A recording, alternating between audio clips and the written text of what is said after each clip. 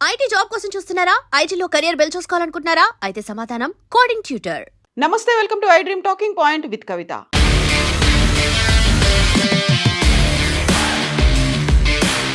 ఢిల్లీ ఎర్రకోట వద్ద జరిగినటువంటి బాంబ్ బ్లాస్ట్లో పాకిస్తాన్ కేంద్రంగా పనిచేస్తున్నటువంటి ఉగ్రవాదుల హస్తం ఉంది అనేది దర్యాప్తు సంస్థలు ఇచ్చినటువంటి నివేదిక ఆధారంగా బయటపడింది. అయితే అక్కడి నుంచి ఏ ఉగ్రవాద సంస్థ కూడా తామే ఈ పని చేశాము అనేటువంటి ప్రకటన ఇప్పటికీ చెయ్యకపోయినప్పటికీ పాక్ ఆక్యుపైడ్ కశ్మీర్ POKకి మాజీ ప్రధానిగా ఉన్నటువంటి అన్వరుల్ హక్ మేము చెప్పాము, చేసి చూపించాము అనేటువంటి ఒక మాటని మాత్రం చెప్పడం సంచలనంగా మారింది.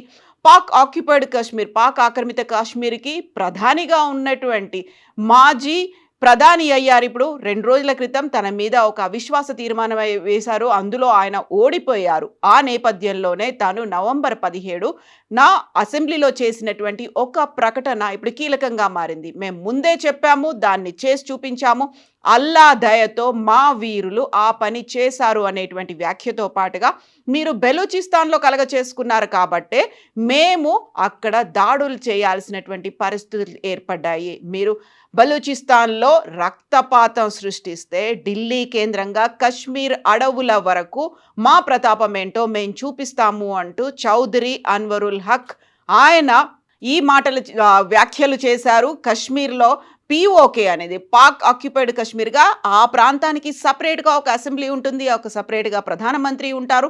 ఆ సమావేశం అక్కడ ఆయన చేసినటువంటి వ్యాఖ్యలు కీలకంగా మారాయి. భారత జోక్యం కారణంగానే, ఆ ప్రతీకారంతోనే ఈ దాడి జరిగింది అనేటువంటి వ్యాఖ్యలు. ఇప్పటికైతే పాకిస్తాన్ దగ్గర నుంచి అధికారికంగా ఒక ప్రకటన రాలేదు, ఉగ్రవాద సంస్థల నుంచి ప్రకటన రాకపోయినప్పటికీ ఈ అన్వరుల్ హక్ చేసినటువంటి వ్యాఖ్యలతో పాటుగా అక్కడ ఉన్నటువంటి రక్షణ శాఖ మంత్రి, పాకిస్తాన్కి రక్షణ శాఖ మంత్రిగా పనిచేస్తున్నటువంటి ఖవాజా ఆసిఫ్ కూడా చేసినటువంటి వ్యాఖ్యలు భారత్తో పూర్తి స్థాయి యుద్ధం అవకాశాన్ని తాము తోసిపుచ్చలేము అనేటువంటి వ్యాఖ్యల్ని మరోసారి చేశారు. రెచ్చగొట్టేలా వ్యాఖ్యానించారు. ప్రాంతీయ ఉద్రిక్తతలు పెరుగుతున్నటువంటి నేపథ్యంలో పూర్తి అప్రమత్తతతో ఉన్నాము అనేటువంటి మాటను కూడా పాకిస్తాన్ రక్షణ శాఖ మంత్రి ఖవాజా ఆసిఫ్ చేశారు. ఇది పర్టికులర్గా ఢిల్లీ పేలుడు తర్వాత జరిగినటువంటి పరిణామాలు, ఆ తర్వాత పాకిస్తాన్ కేంద్రంగానే పనిచేస్తున్నటువంటి ఉగ్రవాద సంస్థల హస్తం ఇందులో ఉంది అనేటువంటి మాటని దర్యాప్తు సంస్థలు అనౌన్స్ చేసిన తర్వాత అటు అన్వరుల్ హక్ చేసినటువంటి వ్యాఖ్యలు కావచ్చు, ఖవాజా చేసినటువంటి వ్యాఖ్యలు కావచ్చు, ఇందులో పర్టికులర్గా మనము బలూచిస్తాన్కి మద్దతు ప్రకటిస్తున్నాము, లేకుంటే అక్కడ జరుగుతున్నటువంటి తిరుగుబాటుకి మన సంపూర్ణ సహకారం ఉంది అని భావిస్తున్నటువంటి పాకిస్తాన్, దాంతోపాటుగా అక్కడ ఉన్నటువంటి army, at the same time terrorist మూకలు మన మీద ఇలాంటి వ్యాఖ్యలు చేయడాన్ని భారతదేశం తీవ్ర స్థాయిలో అయితే దాన్ని ఖండిస్తోంది.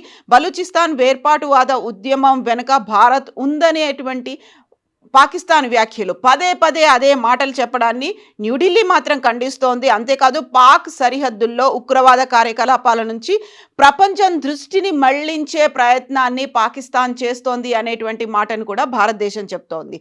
బలూచ్లో జరిగే హింసకు తమకు ఏమాత్రం సంబంధం లేదు అనే మాటని కేంద్ర ప్రభుత్వం పదే పదే చెప్పినప్పటికీ కూడా వెరీ రీసెంట్గా జరిగినటువంటి నవంబర్ 10న జరిగినటువంటి ఎర్రకోట దగ్గర బాంబ్ బ్లాస్ట్కి మేమే చేశాము అని ఇప్పుడు ఒక ప్రకటన రావడం అనేది అత్యంత తీవ్రంగా పరిగణించాల్సినటువంటి అంశంగా ఇప్పుడు భావిస్తున్నారు. ఎట్ ద సేమ్ టైం అక్కడ జైషే మహమ్మద్ ఉగ్రవాద సంస్థకి సంబంధించి కార్యకలాపాలున్నాయి. ఉమర్ నబీతో పాటుగా అల్ ఫలాహ్ యూనివర్సిటీకి చెందినటువంటి డాక్టర్లతో కూడా జైషే మహమ్మద్కి సంబంధించి సంబంధాలు కంటిన్యూ అవుతున్నాయి. వాళ్ళు ట్రైనింగ్ కూడా టర్కీకి వెళ్ళి ట్రైన్ చేసుకొని వచ్చారు. ఆ తర్వాత దాదాపు 400 కోట్లకు పైగా అక్కడ ఆర్థిక లావాదేవీల్లో అవకతవకలు జరిగాయి అనేటువంటిది ఈడీ కూడా ఐడెంటిఫై చేసింది. అల్ ఫలాహ్ యూనివర్సిటీకి చెందినటువంటి ఇప్పటికీ 9 మంది డాక్టర్లను ఐడెంటిఫై చేశారు. అరెస్ట్ చేసినప్పటికీ దాదాపుగా 10 మంది వరకు అజ్ఞాత వాసంలోకి వెళ్ళిపోయారు. అక్కడి నుంచి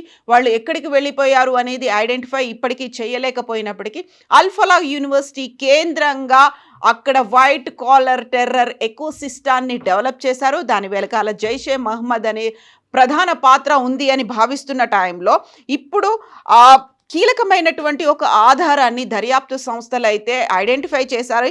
అందులో ప్రధానంగా వైట్ కాలర్ టెర్రర్ మాడ్యూల్ని జైషే మహమ్మద్ సంస్థతో నేరుగా సంబంధాలున్నట్టుగా జమ్మూ కాశ్మీర్కి సంబంధించి పోషియానికి చెందినటువంటి ఒక ముస్లిం మత పెద్ద ఉన్నారు, మౌల్వీ ఇర్ఫాన్ అహ్మద్. ఆయన నెలకొల్పారు ఈ వైట్ కాలర్ టెర్రర్ మాడ్యూల్ని. ఈ మౌల్వీ ఇర్ఫాన్ అహ్మద్ నెలకొల్పారు. ఉగ్రవాదులతో తరచూ సమావేశాలను కూడా ఏర్పాటు చేస్తున్నారు. మౌల్వీ ఇర్ఫాన్ అహ్మద్తో పాటుగా బాంబ్ బ్లాస్ట్లో అది సూసైడ్ బాంబింగ్ కాదు, బలిదాన్ ఆపరేషన్ అని అనౌన్స్ చేసి బాంబ్ బ్లాస్ట్ కంటే ముందుగానే ఒక సెల్ఫీ వీడియోని రిలీజ్ చేసినటువంటి ఉమర్ నబీతో కలిపి ఈ మౌల్వీ ఇర్ఫాన్ అహ్మద్ కలిసి ఒక హ్యాండర్లుగా అక్కడ ఉన్నటువంటి జైషే మహమ్మద్కి ఇక్కడ ఒక మీడియేటర్లుగా హ్యాండల్స్గా కూడా వ్యవహరించారు. ఎర్రకోట పేలుకు పాల్పడినటువంటి డాక్టర్ ఉమర్ బిన్ కూడా హర్యానాలో అక్కడ ఉన్నటువంటి అల్ఫలాహ్ యూనివర్సిటీకి చెందినటువంటి డాక్టర్లని ఉగ్రవాదం వైపు మళ్లించడంలో ఈ మౌల్వీతో పాటుగా ఇర్ఫాన్ అహ్మద్తో పాటుగా ఉమర్ నబీ కూడా కీలకంగా వ్యవహరించారు అనేటువంటి మాటని దర్యాప్తు సంస్థలు అయితే ఐడెంటిఫై చేశారు. అందులో ఇప్పటికీ ఎన్ఐఏ వారిని అక్కడ ఉన్నటువంటి డైరెక్ట్గా అసోసియేషన్ ఉన్నటువంటి డాక్టర్లని అరెస్ట్ చేసింది. ఎట్ ద సేమ్ టైం అక్కడే ఉన్నటువంటి లేడీ డాక్టర్ షహీన్ సయ్యద్ని కూడా జైషే మహమ్మద్ మహిళా విభాగానికి భారత్ చీఫ్గా వ్యవహరిస్తున్నటువంటి డాక్టర్ షహీన్ను కూడా అరెస్ట్ చేశారు. ఆమె కారులోనే భారీ స్థాయిలో అమ్మోనియం నైట్రేట్, రైఫిల్ సహా ఇతర పేలుడు పదార్థాలను కూడా స్వాధీనం చేసుకున్నారు. ఈ నేపథ్యంలోనే దీనికి ఈ మధ్య కాలంలో అమెరికా ఐడెంటిఫై చేసింది ఆపరేషన్ సింధూర్కి సంబంధించి గతంలో ఫైటర్ జెట్లు కూలాయి. అటు భారతదేశానికి సంబంధించి ఇటు పాకిస్తాన్కి మధ్యలో ఫైటర్ జెట్లు ఆపరేషన్ సింధూర్ సమయంలో కూలాయి అని చెప్పినటువంటి అమెరికా ఇప్పుడు అలాంటి ఫాల్స్ ప్రొపగండా వెనకాల చైనా ఉంది అనేటువంటి మాటని ఐడెంటిఫై చేసింది. దానికి సంబంధించి అమెరికా ఒక రిపోర్ట్ను కూడా రిలీజ్ చేసింది. భారతదేశానికి చెందినటువంటి రఫేల్ జెట్లు కూలాయి అనేటువంటి మాటని చైనా తప్పుడు ప్రచారంగా చేస్తోంది అనేటువంటి మాటని తన రిపోర్ట్లో వెల్లడించింది. ఈ రిపోర్టు ప్రకారం 2025-26కు సంబంధించి పాకిస్తాన్ తన రక్షణ శాఖ కోసం కేటాయించుకున్నటువంటి నిధులను 20% పైగా పెంచుకుంది అనేటువంటి మాట. ఆ నేపథ్యంలోనే అక్కడ ఉన్నటువంటి ఆర్మీ కావచ్చు, లేకుంటే అక్కడ స్థావరం పొందుతున్నటువంటి తీవ్రవాదుల కోసం కావచ్చు ఈ బడ్జెట్ను పెంచింది అనేటువంటి మాటని అమెరికా అయితే తన రిపోర్ట్లో వెల్లడించింది. అందులోనూ రఫేల్ ఫైటర్ జెట్లు కుప్పకూలాయి అనేటువంటి మాటని చైనా అక్కడ ఏఐ ఫోటోలు, నకిలీ సోషల్ మీడియా ఖాతాలని ఉపయోగించి సర్క్యులేట్ చేసింది అనేటువంటి మాటను కూడా అమెరికా ఇప్పుడు ఐడెంటిఫై చేసింది. దాన్ని రిపోర్ట్ రూపంలో అందజేసింది. రఫేల్ జెట్లని మనం కొనుక్కోకుండా చేయడంతో పాటుగా తను తయారు చేస్తున్నటువంటి యుద్ధ విమానాలు ఏవైతే ఉన్నాయో వాటికి సంబంధించి వాటిని మనం కొనుక్కోనేలా ఒక క్యాంపెయినింగ్ కూడా నడిచింది.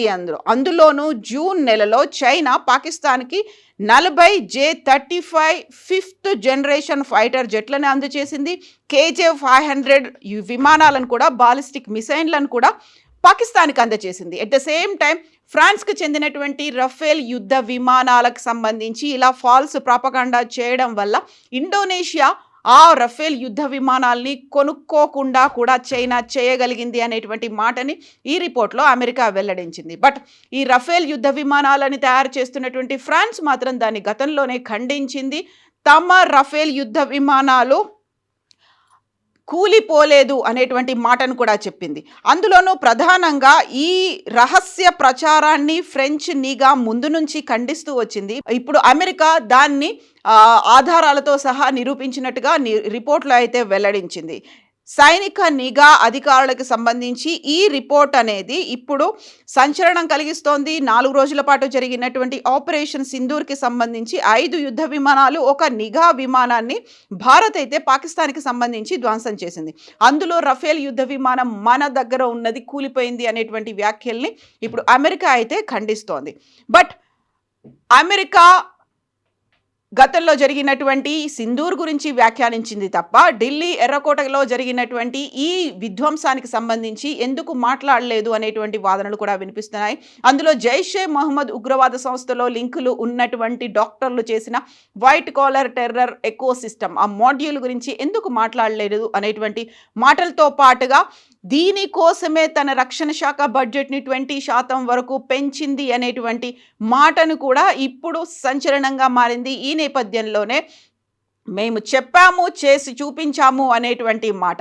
బట్ దానికి సంబంధించి ఇప్పుడైతే దీన్ని భారతదేశం చాలా సీరియస్‌గా తీసుకుంది. దాంతో పాటుగా అల్-ఫలాహ్ యూనివర్సిటీ అండ్ జైషే మహమ్మద్‌కి ఉన్నటువంటి లింకుల గురించి ఎన్ఐఏ ఇప్పుడు దర్యాప్తునైతే తీవ్రతరం చేసింది. ఇప్పుడు ఎందుకని అమెరికా 4 నెలల తర్వాత ఆ రిపోర్ట్‌ని బయటపెట్టింది. అందులోనూ మన యుద్ధ విమానాలు కూలలేదు అనేటువంటి మాటని ఎందుకు చెప్తోంది? అది కూడా తన రక్షణ శాఖ పాకిస్తాన్‌కి సంబంధించి బడ్జెట్ ఇంత తీవ్ర స్థాయిలో పెరగడం వెనకాల ఉన్నటువంటి మతలబు ఏంటి? దీనికి సంబంధించి అమెరికా అయినా, పాకిస్తాన్ అయినా స్పందిస్తుందా లేదా చూడాలి అనేటువంటి మాటలు కూడా వినిపిస్తున్నాయి. మీరేమనుకుంటున్నారో కామెంట్స్ రూపంలో తెలియజేయండి.